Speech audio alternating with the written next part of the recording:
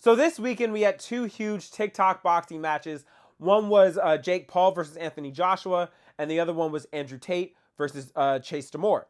And I could spend this entire time talking mess, but I do think we actually have a lot we can learn from both of these matches. And I want to take a second to really look at what happened and what we can learn about boxing and about martial arts and about competition from both of these gentlemen in their fights.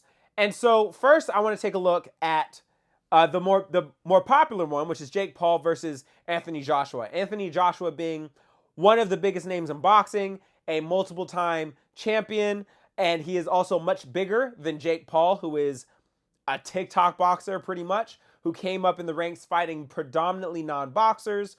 And now for the first time, he's fighting someone who is also relatively young and also much bigger than him. And so we all went into this fight expecting Jake Paul to utterly lose against a real professional. And what I learned is that Jake Paul is a phenomenal wrestler. He's against the ropes, and Joshua just leaning in. He's landing punches. What is this? Good. And yet he took the hell is happening. There's the right hand. Jake Paul goes down again. He's cornered again. Obviously, when half of your strategy is to throw a shot and then grab Anthony Joshua's leg so he can't hit you back, that's really not good boxing. You know, that's pretty wild. And if I'm being quite honest with you, if it wasn't a kind of a TikTok match, I do think he would have got fouled a lot, like way earlier in the fight for the tactics Jake Paul was using. However, I do want to give him his flowers on his footwork.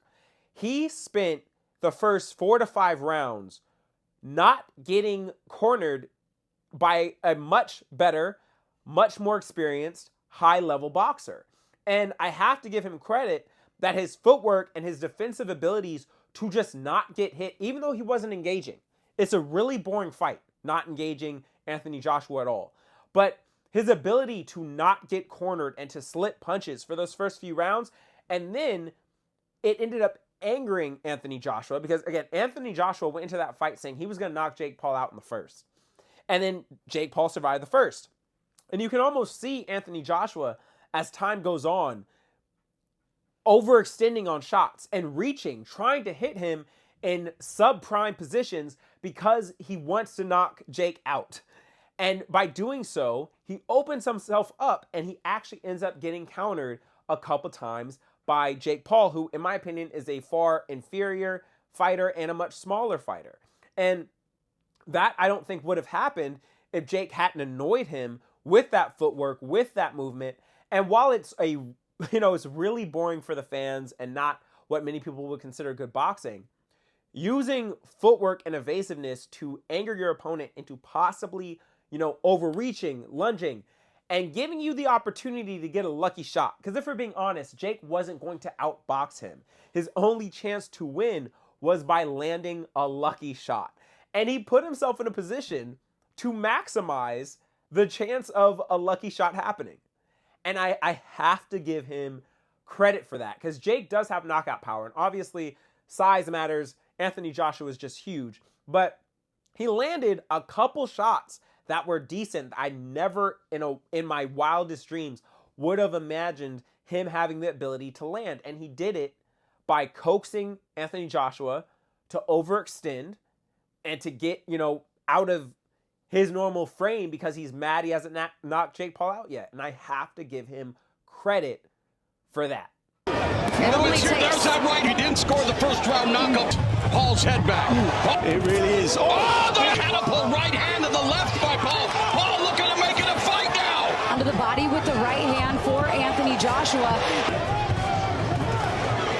Get to the inside. Exactly. Oh, it's needs to keep moving them feet like he was in the early rounds, but it's hard to do that. Right uppercut. It's amazing that Paul is still standing.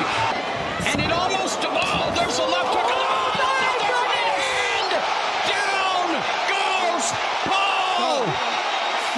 And while I am being maybe a little more generous than a lot of people would like when it comes to Jake Paul, I do want to say I think he's actually around the level of a journeyman boxer. Now, you can't see that in this fight against Anthony Joshua because he was fighting like a wrestler and you couldn't really see it. But in his last fight with Fury, I do think he showed journeyman level skill. Nothing like Joshua, nothing championship level.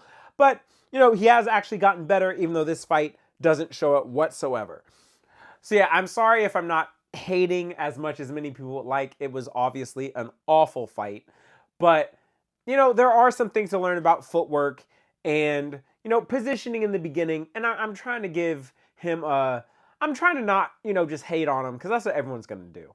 Now, next I want to talk about, and this one is, I think, more important because it's the Andrew Tate fight. And I think the Andrew Tate fight, we can learn a lot about boxing and kickboxing and the differences in between them, as well as the levels that exist within kickboxing. Andrew Tate is a retired professional kickboxing world champion. And I put quotations around that for a reason. A champion in one organization is not necessarily equal to a champion in another organization, right? If you are a champ in a small promotion, it is a lot easier to get their world title status. That would not be the same as being a kickboxing champion in, say, one championship or Glory or Ryzen or K1 or something of that nature. There's levels to the game. And Andrew Tate, while technically a world champion, he's not lying when he says that, his promotion that he fought out of is a relatively lower quality promotion. You're dealing with a lot of guys who are new in the pro division. So you're dealing with most people whose skill level is between high level amateur and very beginner pro, right? You're not dealing with the highest level guys. So when you say world champion, it's correct, but it's not all the same thing, right? It's not all the same thing. And one way you can look at that, when you look at legitimately big promotions like Glory Kickboxing or One Championship, a lot of these guys have world championship titles before they even get signed to Glory or get signed to One Championship. And then they go to these big, real, legit promotions and they never become champion.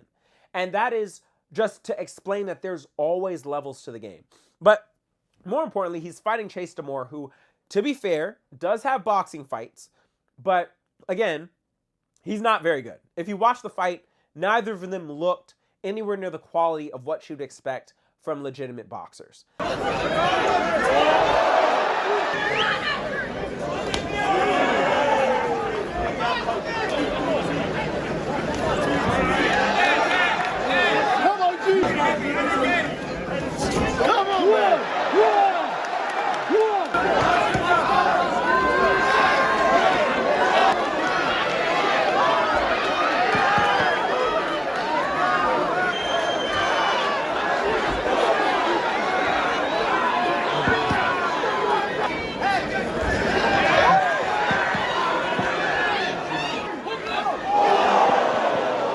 And I think, you know, a lot of people, because of that, expected Andrew Tate to really just smoke this dude. But I'm going to be very honest with you. I thought Andrew Tate was going to lose from the beginning.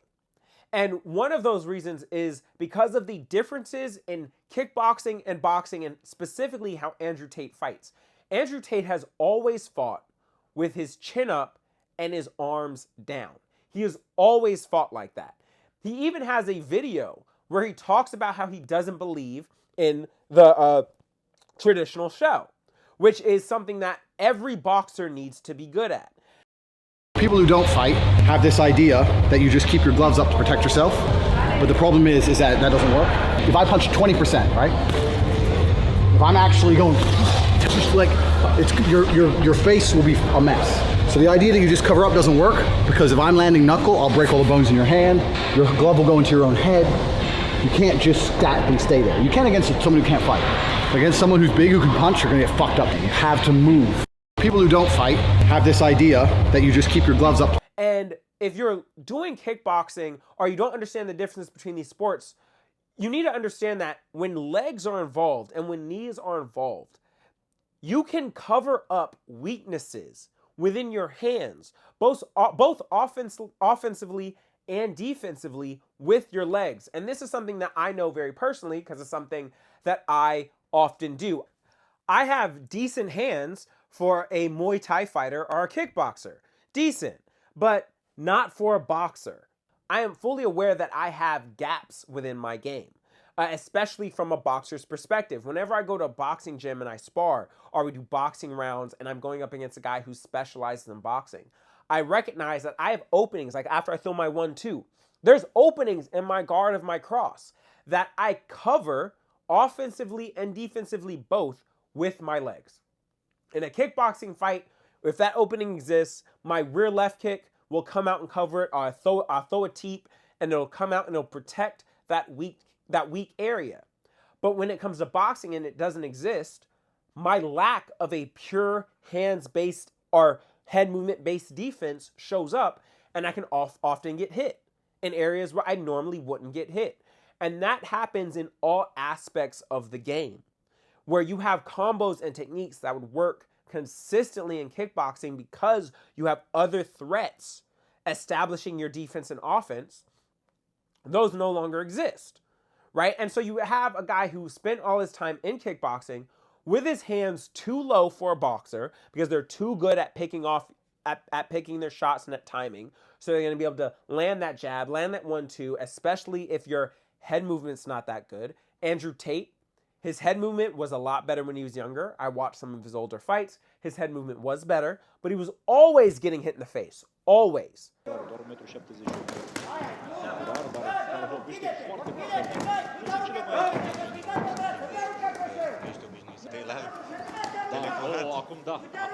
Okay, so you go into boxing where they're going to be better at hitting your head, and you're used to having your hands down, your head movement is mediocre, and you're used to covering those gaps with your legs, and that no longer exists. Well, now you're going to get hit.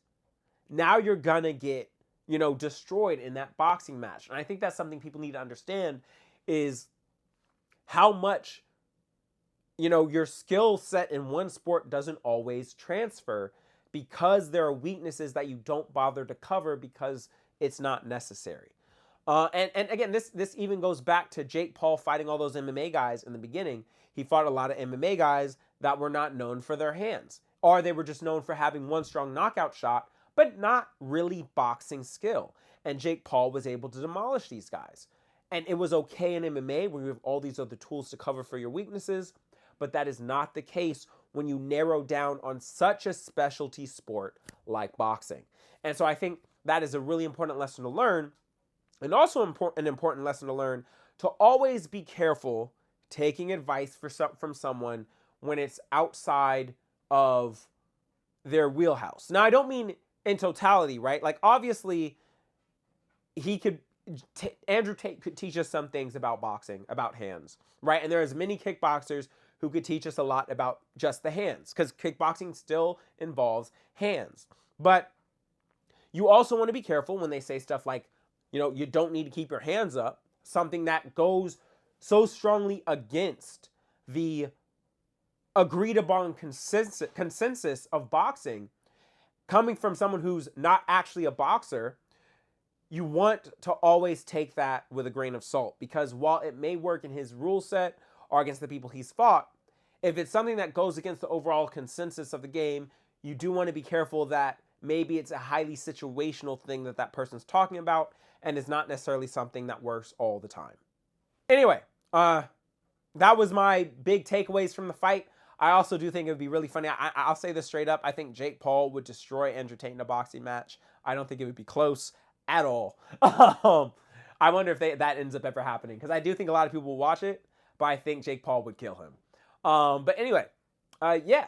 Hope you guys liked the video. Remember, guys, like, subscribe, hit the notification bell. We do a lot of different martial art-based stuff on this channel, from traditional martial arts and looking at that and breaking down their katas and their forms and applications, to conversations like this, to martial art history, to all kind of stuff. So, yeah. Also, I am currently working on designing my first Strike Team shirt, so that's exciting for me. Stay tuned. And yeah, talk to you guys later. Peace.